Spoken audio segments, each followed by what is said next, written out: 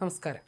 അമേരിക്കയോ ബ്രിട്ടനോ ഒരു രാജ്യത്ത് പോലും ജനാധിപത്യ സംവിധാനം കൊണ്ടുവന്നിട്ടില്ലെന്നും ആയുധബലത്താൽ ലോകത്തിലെ പല രാജ്യങ്ങളെയും നശിപ്പിച്ച് കൊള്ളയടിച്ചിട്ടേയുള്ളൂവെന്നും അന്താരാഷ്ട്ര തലത്തിൽ പബ്ലിക് പോളിസി വിദഗ്ധനും പ്രമുഖ സാമൂഹ്യ മനുഷ്യാവകാശ പ്രവർത്തകനുമായ ജയ് സഡൂർ.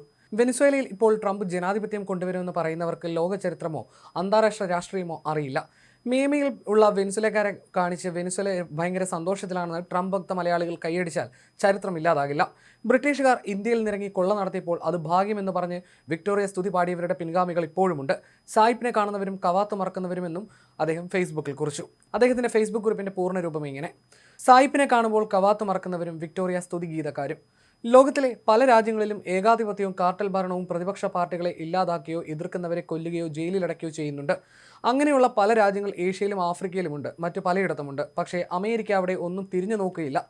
പല ഏകാധിപതികളെയും നിലനിർത്തുക അമേരിക്കയാണ്. അമേരിക്ക സഹായിച്ച രാജ്യങ്ങളിൽ ഒന്നിൽ പോലും യഥാർത്ഥ ജനാധിപത്യം ഉണ്ടായിട്ടില്ല. തൊട്ടടുത്ത് പാകിസ്ഥാനെ ഉപയോഗിച്ചായിരുന്നു അഫ്ഗാനിസ്ഥാനിലേക്ക് ഇസ്ലാമിസ്റ്റ് പോരാളികളായ താലിബാനെ വിട്ടത്. ആദ്യം ഭൂട്ടോയെ സിയ ഉൾ ഹക്കിനെ ഉപയോഗിച്ച് കൊന്നു, പിന്നെ പ്ലെയിൻ തകർത്ത് സിയെ തീർത്തു. Osama bin Laden American contract ഏജന്റായാണ് അഫ്ഗാനിസ്ഥാനിലെത്തിയത്. അഫ്ഗാൻ സർക്കാരിനെ അട്ടിമറിക്കാൻ അമേരിക്ക ഉണ്ടാക്കിയ വൈറസ് ആയിരുന്നു ഇസ്ലാമിസ്റ്റ് ടെറർ.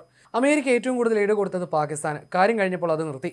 ഇപ്പോൾ അഫ്ഗാനിസ്ഥാനും പാകിസ്ഥാനിലും സ്ഥിതി എന്താണ്? അവിടെ എവിടെയാണ് ജനാധിപത്യം? അതുപോലെ കമ്മ്യൂണിസ്റ്റിൽ നിന്ന് രക്ഷിക്കാൻ എന്ന് പറഞ്ഞ് വിയറ്റ്നാമിൽ യുദ്ധം തുടങ്ങി. ഏതാണ്ട് 15 വർഷത്തോളം കൊണ്ട് വിയറ്റ്നാമിനെയും കംബോഡിയയും കുട്ടിച്ചോറാക്കി. ലക്ഷങ്ങളെ കൊന്നു. വിഷവാതകം വർഷിച്ച് കൊച്ചുകുട്ടികളെ പോലും കൊന്നു. അവസാനം ലക്ഷക്കണക്കിന് അഭയാർത്ഥികളെ സൃഷ്ടിച്ച് പിൻവാങ്ങി. ഇറാഖിൽ വെപ്പൺസ് ഓഫ് മാസ് ഡിസ്ട്രക്ഷൻ എന്ന് പറഞ്ഞിറങ്ങി. നേരത്തെ സദാമിനെ ഉപയോഗിച്ച് ഇറാനുമായി പ്രോക്സി യുദ്ധം നടത്തി. അമേരിക്ക ഏറ്റവും കൂടുതൽ ആയുധം കൊടുത്തത് ഇറാഖിന്. അമേരിക്ക പറഞ്ഞ് കുവൈറ്റിന് കടം കൊടുത്തു. എന്നിട്ട് ഇറാഖിനെ പിരികയറ്റി കുവൈറ്റ് പിടിച്ചെടുക്കാൻ നോക്കി. കുവൈറ്റ് വിളിച്ചു കൂവിയപ്പോൾ അമേരിക്ക അവർക്ക് വേണ്ടി ഇറങ്ങി യുദ്ധം ചെയ്തു. കൂലിയായി സകല ജലവും വാങ്ങി, എണ്ണയും. സദാമിനെ ഏകാധിപതിയാക്കിയ അമേരിക്ക സദാമിനെ വകവരുത്താൻ പറഞ്ഞത് അവിടെ ജനാധിപത്യ ഭരണം ഉണ്ടാക്കാനാണെന്നാണ്. ഇറാഖ് നശിപ്പിച്ചു, അവിടെ ജനാധിപത്യം വന്നു. ലിബിയയിലെ ഗദാഫിയെ കൊന്നു തുളിച്ചു, അവിടെ ജനാധിപത്യം വന്നു. സിറിയയിൽ അത് വേറൊരു തരത്തിൽ നടപ്പാക്കി. ആ രാജ്യത്തിന്റെ അവസ്ഥ പരിതാപകരമാണ്. യുക്രൈൻ യുദ്ധം പ്രോക്സി യുദ്ധമായി തുടങ്ങിയത്. എത്ര പേര് യുദ്ധം ചെയ്ത് കൊന്നൊടുങ്ങി.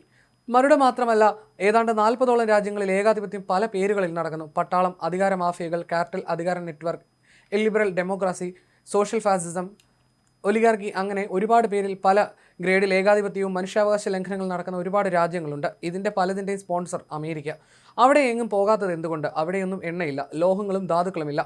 പണ്ട് ബ്രിട്ടീഷ് കോളനി നേപ്പാളോ അല്ലെങ്കിൽ തായ്ലൻഡോ പിടിച്ചടക്കിയില്ല. കാരണം അവിടെ കൊള്ളയടിക്കാൻ ഒന്നുമില്ലായിരുന്നു. ബർമയിൽ തേക്കും എണ്ണയും ഉണ്ടായിരുന്നു. പഴയ ബർമ ഷെൽ ബ്രിട്ടീഷ് കമ്പനിയായിരുന്നു. ബർമയെ ഈ സ്ഥിതിയിലാക്കിയത് ബ്രിട്ടീഷുകാരാണ്. ഇന്നും ലോകത്തിലെ മിക്കവാറും കോൺഫ്ലിക്റ്റുകൾ ബ്രിട്ടീഷുകാരോ അമേരിക്കക്കാരോ ഉണ്ടാക്കിയത്. ഇസ്ലാമിസ്റ്റ് ഭീകരവാദത്തിന്റെ ആദ്യകാല സ്പോൺസർമാർ ആരൊക്കെയെന്ന് 1975 അന്താരാഷ്ട്ര അധികാരവും ആയുധം കയറ്റിയപ്പം ഒളിഞ്ഞും തെളിഞ്ഞുമുള്ള യുദ്ധങ്ങളും പ്രോക്സികളെയും നോക്കിയാൽ മതി. ഞാൻ മറുടയെ പിന്തുണയ്ക്കുന്നയാളല്ല. അയാൾ ആ രാജ്യത്തെ പട്ടിണിയിലാക്കി, ആളുകളെ കൊന്നു, പ്രതിപക്ഷത്തെ തീർത്തു. ഷാവീസ് പോയതിനു ശേഷം കഴിവുകെട്ട ഭരണാധികാരിയായിരുന്നു മറുഡോ. പക്ഷേ അമേരിക്ക അവിടെ കഴിഞ്ഞ 15 വർഷമായി ഓപ്പറേഷൻ നടത്തിയത് എണ്ണ നോക്കി തന്നെയാണ്. അതുകൊണ്ട് മറുടെ പിടിച്ചത് പഴയ ബിസിനസ് തുടർച്ചയാണ്. കടത്തിൽ മുങ്ങി നിൽക്കുന്ന അമേരിക്കയ്ക്ക് വേണ്ടത് എണ്ണയും ധാതുക്കളുമാണ്, അല്ലാതെ അവിടെ ജനാധിപത്യമൊന്നും ഉണ്ടാകില്ല. ബനാന റിപ്പബ്ലിക് എന്താണെന്ന് അറിയുന്നവർക്ക് വെനിസ്വേല എങ്ങോട്ടാണെന്ന് മനസ്സിലാകും. അമേരിക്ക, ബ്രിട്ടനോ ഒരു രാജ്യത്ത് പോലും ജനാധിപത്യ സംവിധാനം കൊണ്ടുവന്നിട്ടില്ല.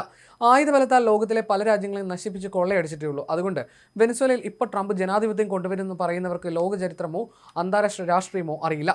പണ്ട് ഗാന്ധിജിയോട് what you think of western civilisation എന്ന് ചോദിച്ചു ഗാന്ധിജി പറഞ്ഞു, it would be a good idea. പണ്ട് ബ്രിട്ടീഷുകാർ ഇവിടെ 160 കൊല്ലം കൊള്ളയടിച്ചപ്പോൾ അവർക്ക് വേണ്ടി ആളുകളെ കൊന്നത് ഇന്ത്യക്കാരെ തന്നെ ഉപയോഗിച്ചായിരുന്നു. അതുകൊണ്ട് മിയാമിയിലുള്ള വെനിസ്വേലക്കാരെ കാണിച്ച് വെനിസ്വേല ഭയങ്കര സന്തോഷത്തിലാണെന്ന് ട്രംപ് ഭക്ത മലയാളികൾ കൈയടിച്ചാൽ ചരിത്രമില്ലാതാകില്ല.